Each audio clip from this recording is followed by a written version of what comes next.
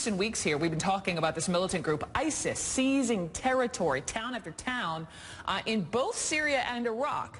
But right now, there's a different kind of war brewing. It's a sort of terrorist turf war between these Sunni militants and the group they broke away from, Al Qaeda. For years, Al Qaeda stood alone as the most fearsome, the most brutal of all militant Islamist organizations. But now that top spot is being threatened. ISIS leaders declaring an Islamic caliphate, or in other words, complete control, demanding allegiance from Muslims and jihadist factions all across the world. So joining me now, Thomas Joscelyn, Senior Fellow at the Foundation for Defense of Democracies and Senior Editor of the Long War Journal. Thomas, welcome. Oh, thank you for having me. So with this news about, upping airport security, officials are fearing this unprecedented attack, possibly a suicide bomb by Al Qaeda, specifically in the Arabian Peninsula. We know about this mastermind bomb maker.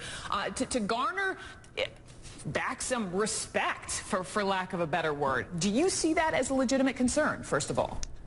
Well, I think Al Qaeda has legitimate concerns about its authority within the jihadist world. Certainly what the Islamic State is doing in Iraq and Syria is the biggest challenge to Al Qaeda's authority since 9/11 within the jihadist world.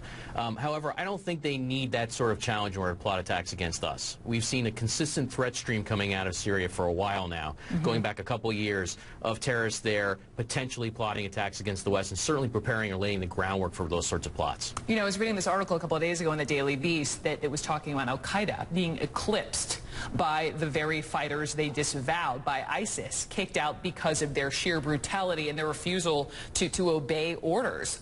Can you just, A, your reaction to this one-upping one another, and B, what are the fundamental differences between these two groups? Well, the Islamic State right now has a lot of momentum behind its sails, but I think it's too early to say they've eclipsed Al Qaeda per se. Al Qaeda still has a sprawling international network. They still have the allegiance of a number of groups that have not broken ranks yet anyway. And, really what here is a fundamental difference between these two groups goes to how you play the long game in terms of waging war. How do you mean? ISIS, or now the Islamic State, basically thinks they can tell everybody in the jihadi world and everybody in the Muslim world to obey them and do exactly what they say. Whereas Al Qaeda's evolved a much more, I think, sophisticated strategy of trying to build a consensus amongst jihadist groups and jihadist leaders. Just recently, Islamic State declared itself as the head of the new caliphate. Well, one of the things they didn't do before making that declaration was building support from key jihadist ideologues throughout the region for that announcement. And as a result, what happens? Well, that's a big mistake on their part, because what you see is a lot of ideologues have come out against them and have come out against that caliphate announcement. And so really that was a gift back to Al Qaeda and the rivalry, because it basically took some of the wind out of the sails the Islamic State has been really experiencing of late.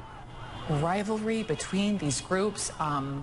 And then for years, Thomas, you have these Muslim extremists. They sought this creation of the caliphate that once ruled this part of the world. Do you think this declaration by ISIS will, as you point out, see more terrorists, maybe instead of the ideologues turning away, more terrorists flocking to Syria and Iraq to fight? Well, I think they're going to get the hotheads, basically, in the jihadi world. They're going to get the most extreme of the extreme, and that's really been their brand all along.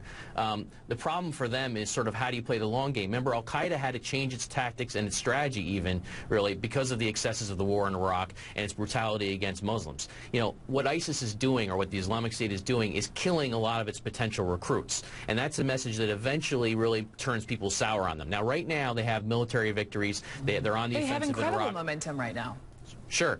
But the trick for them is they need to maintain that, because ideologically speaking, within the jihadi world, they have not built up a massive support yet. So they really need to maintain the momentum. They need to maintain the territory they've gained, and they need to be seen as sort of the strong horse, as Osama bin Laden would say. Remember, the Al Qaeda master said that when people can choose between a strong horse and a weak horse, they're going to go with the strong horse. Right now, they look like they're the strong horse, but as soon as they get weakened, that may fall off. The optics of terrorism.